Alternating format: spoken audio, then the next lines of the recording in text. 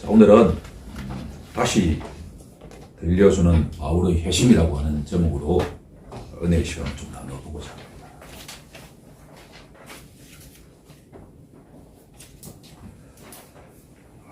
사도 바울은 참 특이한 인생을 사는 사람이죠.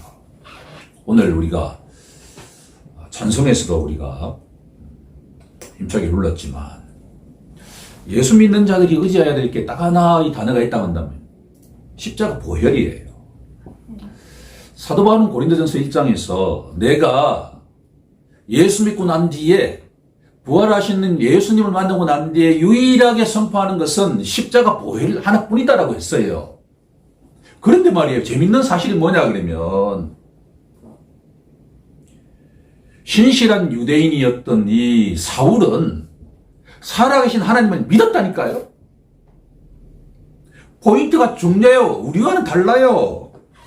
사울은 어린 시절부터 구약 성경에 계시되어 있는 그 하나님을 믿고 믿었다니까요. 그런데 왜 예수 믿는 그 신자들을 박멸하고자 했을까라고 하는 게 포인트예요. 이걸 모르면 성경이 우리에게 가슴으로 다가오지가 않아.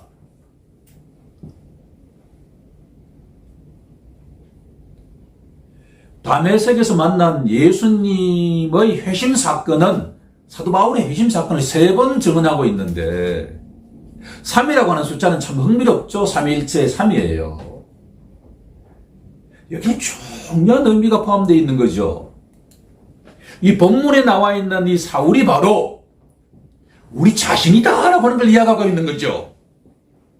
만약 이 본문이 사울이 이야기하라고 하면 이것은 우리 게 안 돼요. 이 사울이 바로 나다라고 전달돼야만 되죠. 그러면 왜 사울은 예수 믿는 자를 그렇게 박멸하려고 했을까라고 하는 거예요. 바로 사울과 같은 1세기 유대인들이 십자가에 대한 이미지 때문이에요. 십자가가.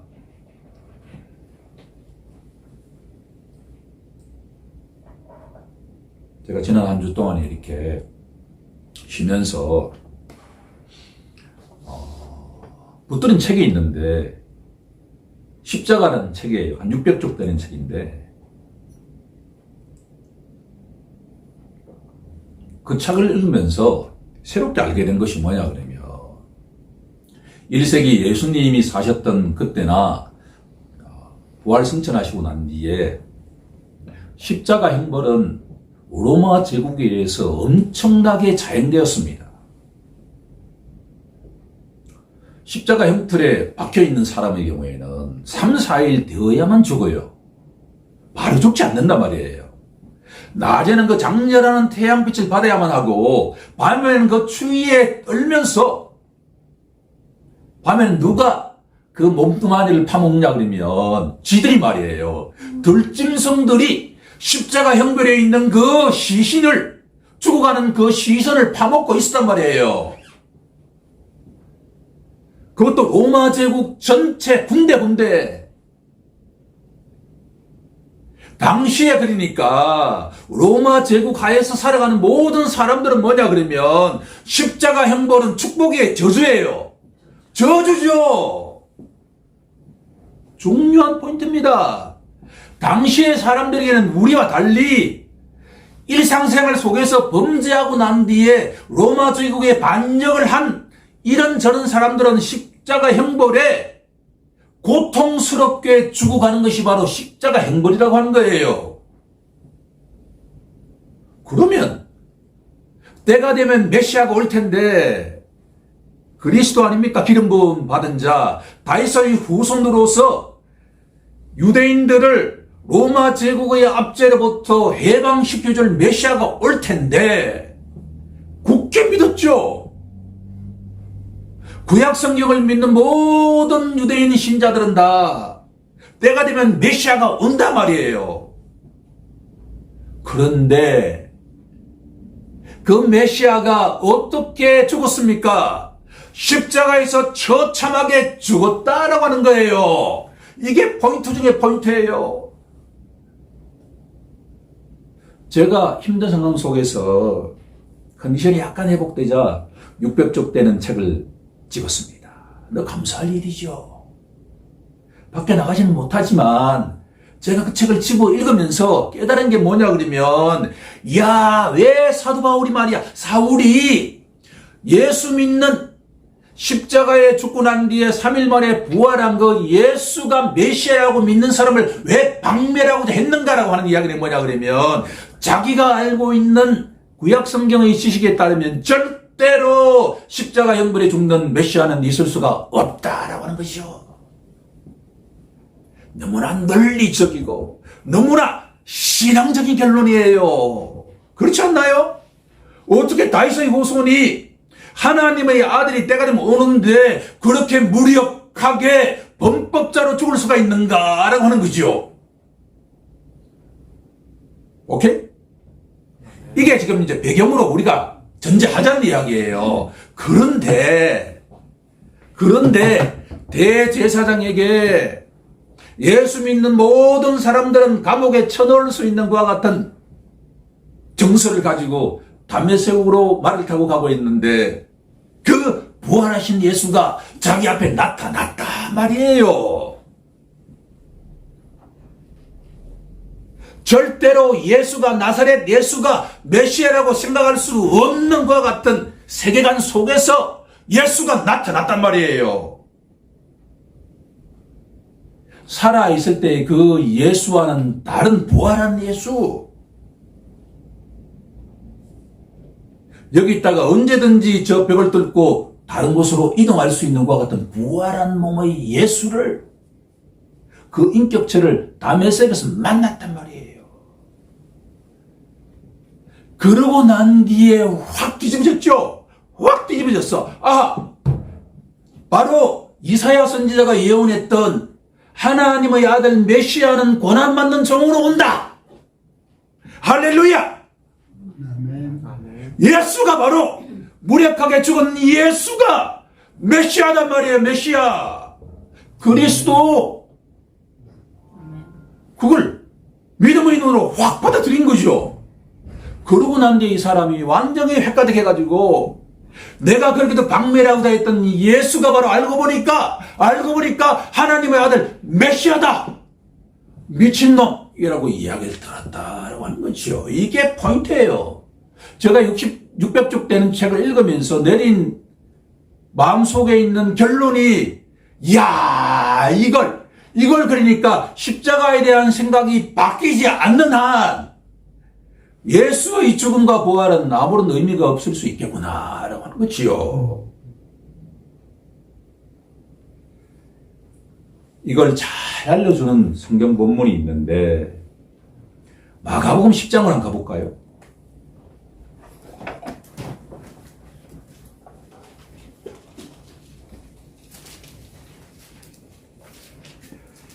마가복음 10장이 어떻게 끝나느냐 그러면, 예수님이 예루살렘 입성하시기 전에 일어난 사건이에요. 바디메오라고 하는 맹인의 눈을 떠주는 사건이죠. 흥미로운 사실은 마태, 마가, 누가 이 복음서에 동일하게 예수님이 예루살렘 입성하기 직전에 일어난 사건이 무엇이냐 그러면 맹인 바디메오의 눈을 뜨게 한다는 사건이에요. 중요한 일이죠. 근데 이 사건과 함께 일어난 사건이 뭐냐 그러면 바로 마가복음 10장 35절부터 나와 있는 세베대의 두 아들인 야고보와 요한이 예수님께 찾아와서 우리에게 소원이 있습니다 라고 질문하니까 예수님께서 36절에 이렇게 되어 있죠. 너희에게 무엇을 하여 주기를 원하느냐? 중요한 질문이죠. 너희에게 무엇을 하여 주기를 원하느냐? 그럴 때 37절을 우리 한번 합독해 보도록 하겠습니다. 시작. 여짜오되 주의 영광 중에서 우리를 하나는 주의 우편에 하나는 좌편에 앉게 하여 주옵소서. 우리 잘 알고 있는 내용이죠. 그런데 여기 중요한 구절이 있어요. 우리는 좌편, 우편은 알고 있는데 그 이전에 무슨 구절이 있는지 잘 몰라요. 그게 뭐라고 되어 있나요? 주의 영광 중에서. 오케이. 야고보와 요한을 포함한 예수의 12 제자는 십자가의 길이 무슨 길이란 이야기예요?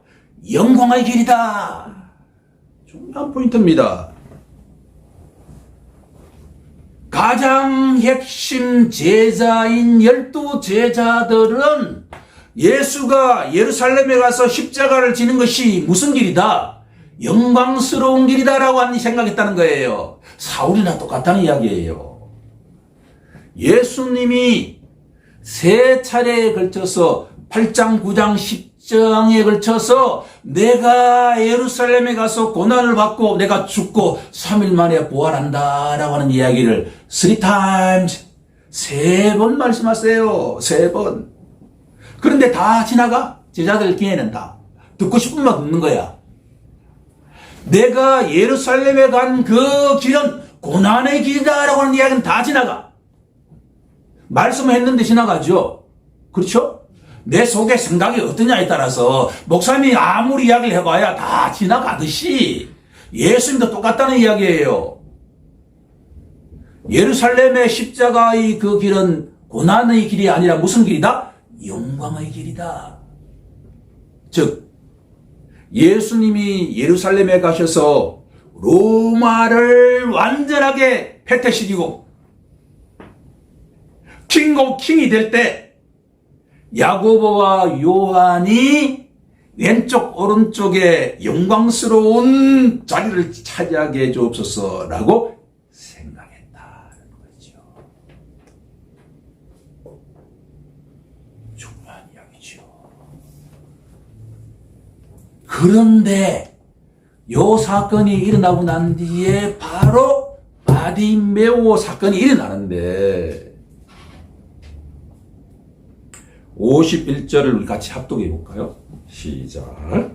예수께서 말씀하여 이르시되 내게 무엇을 하여 주기를 원하느냐? 맹인이 이르되 선생님이여 보기를 원하나이다. 똑같은 질문입니다. 제자들에게 너에게 무엇을 해주기는 원하느냐라고 질문하니까 제자들이 뭐라고 하지요? 영광스럽게 왕으로 임직하실 때 좌측 우측에 앉게 해주옵소서라고 이야기하는 데 비해서 디메오의 아들은 뭐예요? 뭐라고 합니까? 내가 뭘 하기를 원한다? 보기를 원한다. 이제 본문 속으로 뛰어갈 충분한 예비 지식이 갖춰졌습니다. 이제 요 정도의 마음판이 되면 이제 이 본문 속으로 뛰어들 수 있는 마음판이 됐다는 이야기예요. 자, 제가 주목하는 구절은 딱 한 구절 뿐이에요. 사도행전 26장 18절로 한번 가볼까요? 자, 다 함께 우리 합독해 보도록 하겠습니다. 시작. 그 눈을 뜨게 하여 어둠에서 빛으로 사탄의 권세에서 하나님께로 돌아오게 하고 제 삶과 나를 믿어 거룩하게 된 무리 가운데에서 기업을 얻게 하려 하리라.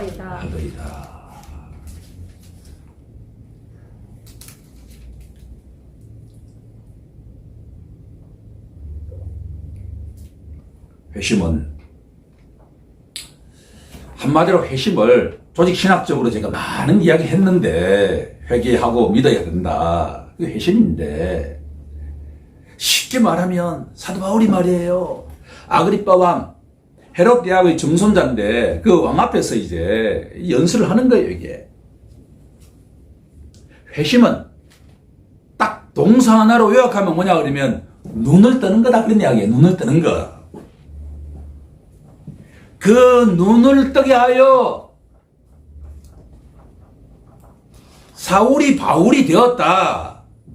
내가 예수를 믿지 않다가 예수를 믿게 되었다라는 이야기는 무슨 말이냐 그러면 나의 영적 눈이 어떻게 됐다는 거예요? 떠졌다 그런 이야기야. 첫째 갈로의 정답은 뭐냐 그러면 회심은 영적 눈을 어떻게 하는 거다? 뜨게 하는 거다. 뜨게 한다는 이야기는 무슨 말이에요? 눈이 어떻게 됐다는 이야기예요? 감기에 있다는 이야기죠.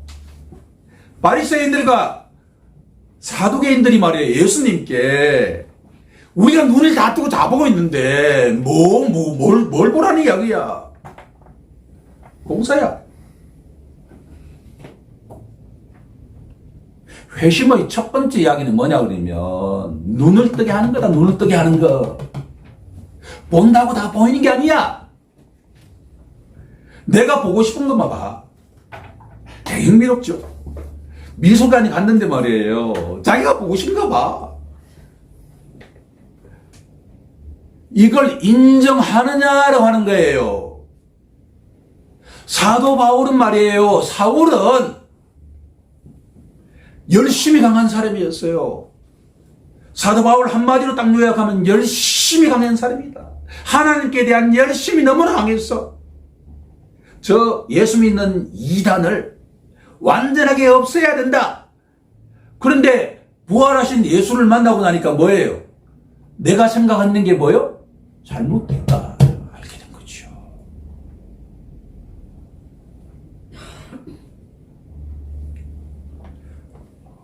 저는 어릴 때 영화를 많이 좋아했다라고 다 알고 있잖아요. 영화관에 가면 무슨 꼴이 생기죠. 영화관에 가면 옆에 자리에 있으면 이렇게 앉아요. 근데 영화 보는 사람은 다 웃었죠. 뭐지 저거? 근데 되게 재미있는 이야기는 뭐냐 그러면 그렇게 더듬거렸던 그 영화관이 말이에요. 조금 있으면 어떻게 되죠? 익숙해지잖아요. 어둠에 익숙해진다니까요. 역사는 언제 일어나요? 낮에 일어나요? 밤에 일어나요? 밤에 일어나잖아요 이게. 어둠이라고 하는 게 말이에요 이게. 사람을 타락하는데 아주 좋은 환경이에요. 라스베가스 저 가보지 않았지만 낮에는 텅텅 비어. 낮에는 아무도 없어. 밤만 되면 휘황찬란하게 돼. 마찬가지로 이 세상에 아무리 똑똑한 자도, 이 세상에 아무리 권세를 가진 자도, 이 세상에 아무리 부자라도 말이에요. 자기가 영적으로 봉사다라고 하는 것을 알 수가 없다라고 하는 거예요. 이 회심한다는 이야기는 뭐냐 그러면 다메섹에서 부활하신 예수를 만났다는 이야기는 뭐냐 그러면 내가 지금까지 누구다는 거예요. 봉사다 라고 하는 것을 인정하는 거단 말이에요.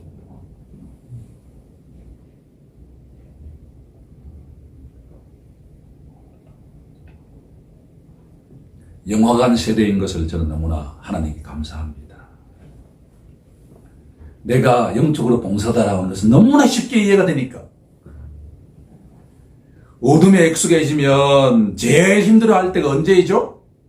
영화 끝나고 난 뒤에 밖에 나올 때. 막 이러잖아요.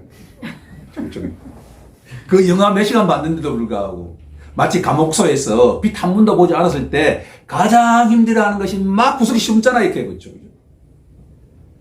영적으로 아주 우리에게 쉽게 이해할 수 있는 것과 같은 회심이에요. 자, 그러면 눈을 뜬다고 하는 건데 눈을 뜨는 게 뭐냐에 대한 이야기를 두 가지만 딱 이야기해보자는 이야기죠. 두 번째, 회심은 뭐뭐 하는 것이다. 돌이키는 것이다. 눈이 영적으로 봉사가 눈이 뜬다는 바디메오가 눈이 뜬다는 이야기는 뭐냐 그러면 가던 길을 돌이키는 것이다. 그것이 돌이키는 거.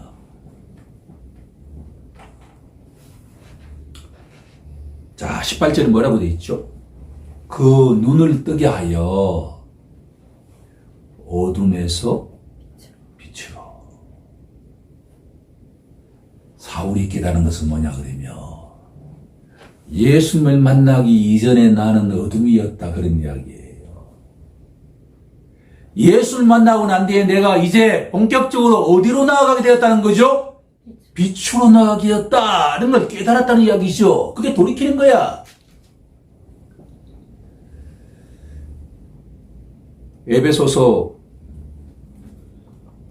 사도 바울은 너희가 전에는 어둠이더니 이제는 그리스도 예수 안에서 빛이라.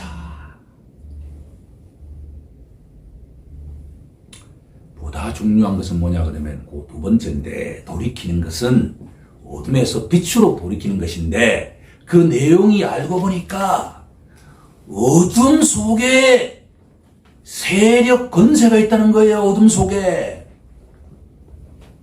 역사가 밤에 이루어진다라고 하는 이야기는 무슨 말이냐 그러면 그 속에 보이지 않는 어떤 권세가 임하고 있다 그런 이야기예요. 그게 바로 죄의 권세다. 죄의 권세. 어둠 속에는 죄의 권세가 판친 거예요. 죄의 권세는 다시 말하면 죄의 삭선 사망이요, 사망의 권세다.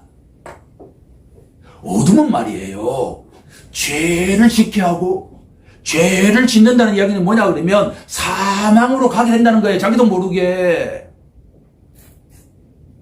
그런데 가장 중요한 것은 뭐냐 그러면 바로 죄의 권세와 사망의 권세 배후에 누가 있더라는 이야기예요. 사도 바울이 아는 것이. 그게 누구라는 이야기죠?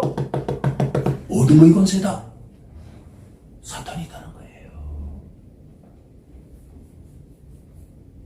부활하신 예수를 만나고 난 뒤에 전에는 내가 어둠이었는데 그 어둠의 권세를 지배하고 있는 게 누구냐 그러니까 바로 세상의 황제, 부자, 사회적 영향력이 있는 자였는데 알고 보니까 그 배후에 누가 있느냐? 사탄이라는 놈이 있었다는 걸 알게 됐다는 거죠. 그래서 뭐라고 되어 있습니까? 사탄의 권세에서 누구의 권세로 돌이키는 거죠? 하나님의 권세로 돌이키는 것이 바로 회심이다라고 하는 거예요.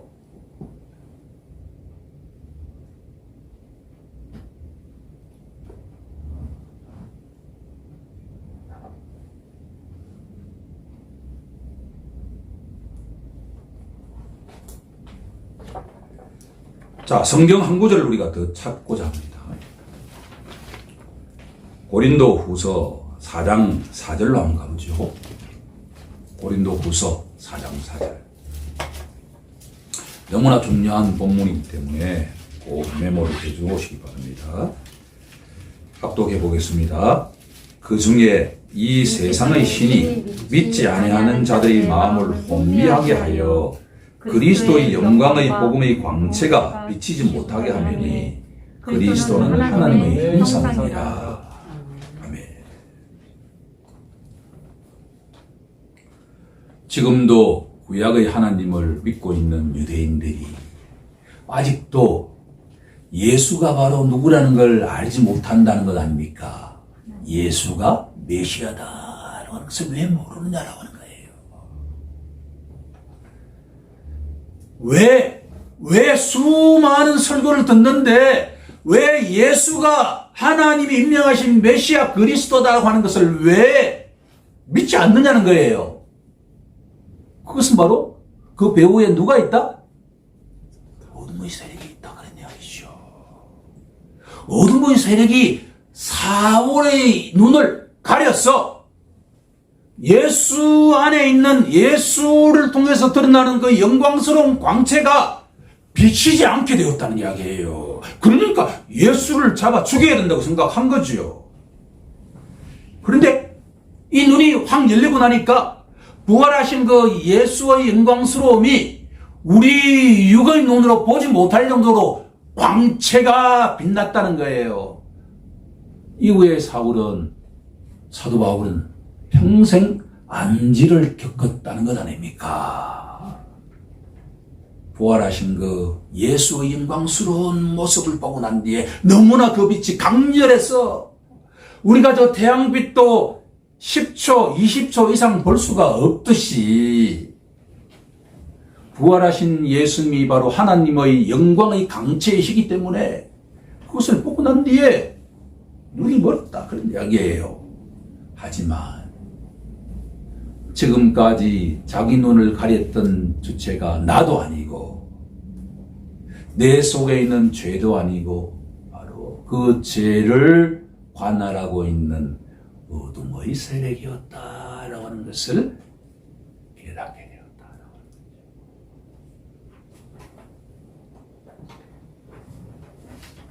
주님이 사랑하시는 성도 여러분, 예수를 믿고 크리스천이 됐다라고 하는 것은 우리의 자리가 만만한 자리가 아니다라고 하는 것을 기억하는 우리 모두가 되길 간절히 원합니다. 우리가 원하든 원치 않든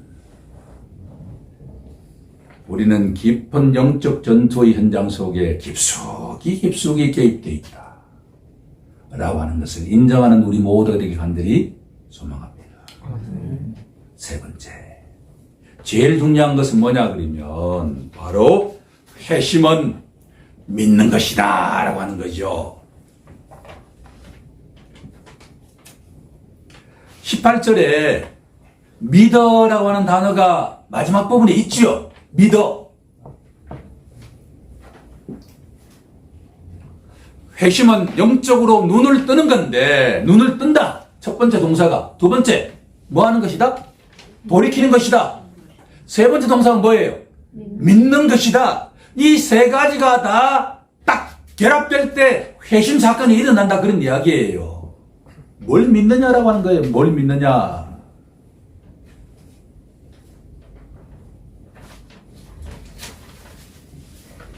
한마디로 나를 믿어. 내가 누구예요? 예수죠. 메시아 예수, 그리스도 예수, 하나님의 아들 예수를 믿게 되었다 그런 이야기예요. 사울이 말이에요. 예수 믿는 자는 완전한 방비를 하려고 했던 사람이 이제는 예수를 메시아로 믿었다. 메시아로 받아들였다. 자, 이 이야기에 결정적으로 가장 결론적인 단어가 뭐냐 그러면 죄사함이라고 하는 단어라고 하는 거예요. 죄사함. 제가 요즘 정전부 같이 월초에 나눌 때에도 바울평전이라고 하는 그 책이 700쪽이랬죠. 그 책을 읽고 난 뒤에도 제가 느꼈던 점이 뭐냐 그러면 죄사함이라고 하는 이 단어가 너무나 내용이 깊고 깊어서 이거 어떻게 하면 좋지? 죄사함이라고 하는 단어 속에 모든 게 다 들어가 있다는 걸 알게 되었단 말이에요. 예수를 믿는 자는 예수 십자가 보혈에 의지하여 내 죄가 어떻게 돼요? 완전하게 흰둥처럼 깨끗해졌잖아요. 그걸 믿는 거예요. 그런데 이 속에 뭐가 담겨 있느냐? 바로 이 세상을 지배하고 있는 어둠의 세력을 예수님이 어떻게 하셨다? 폐퇴시켰다 그런 이야기예요. 내가 다 이루었다. 어둠의 세력이 말이에요. 예수의 십자가 보혈 속에서 완전하게 끝났다 그런 이야기예요. 그걸 믿는다는 이야기예요. 그게 믿는다. 사울은 부활하신 예수를 만나고 난 뒤에 죄로부터 자유로워졌고 사망으로부터 자유로워졌고 사탄으로부터도 자유로워진 자유인이다라고 믿었다라고 하는 거예요. 이게 목사인 저도 말이에요. 내가 죄사함을 그렇게 믿고 선포하고 고백하는데 이 속에 그 뜻이 너무나 깊고 넓고 강대해서 내가 어떻게 표현할 방법이 없는데 이 죄사함이라고 하는 이 단어 속에 내 개인적으로 죄가 완전하게 해결되었다라는 것만 있는 게 아니라 영적인 전투가 완전 끝났다라는 이야기예요. 아무것도 두려워하지 않는 우리가 되길 간절히 원합니다. 십자가가 다 끝냈어요. 십자가 안에서 모든 게임이 끝났어. 우리에게는 어떤 세상도 우리를 막지 못해요. 왜? 예수의 십자가를 붙드는 한 우리에게는 온전한 구원과 온전한 죄사함과 온전한 승리가 우리에게 있기 때문에 그렇습니다. 아멘.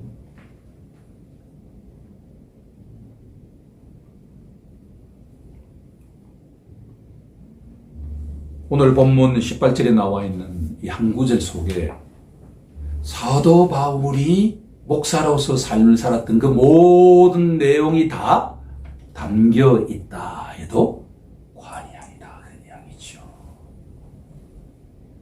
이 구절 우리가 알기 위해서는 주님이 이 땅에 우리에게 시간을 주시는 한 날마다 묵상하면서 날마다 예수 믿는 자가 얼마나 커다란 축복을 받고 있는가를 깊이 새기면서 자유인으로서 다가오는 한 주 동안에도 이 험한 세상 속에서 예수 안에서 기쁨을 누리면서 자유를 누리면서 주어진 일에 최선을 다하는 우리 모두가 되길 간절히 소망합니다.